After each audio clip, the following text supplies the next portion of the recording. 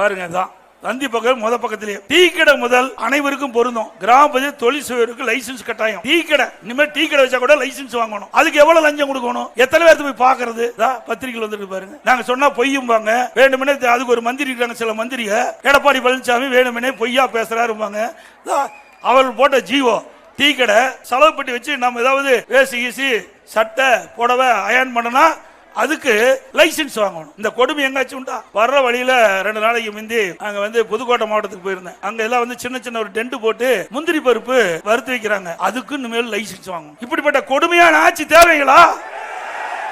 ஏங்க ஏழை மக்கள் எப்படி பிழைக்கிறது பாருங்க. இதுல என்னென்ன கொடுத்திருக்கானு. தையல் கடை இருக்குது பாத்தீங்களா? நம்முடைய சகோதரியே தையல் கடை வச்சிருப்பாங்க, தையல் மிஷின். அதுக்கும் இனிமே லைசன்ஸ் வாங்கி ஆகணும். பெட்டி கடை, சின்ன சின்ன பெட்டி கடை ரோட்டோரம் வச்சிருப்பாங்க கிராமத்துல பாத்தீங்கன்னா, பெட்டி கடை அதுக்கு லைசன்ஸ் வாங்கணும். அவன் கடையே மொத்தம் ஒரு 3000-4000 தான் போரும் ஜாமானம்.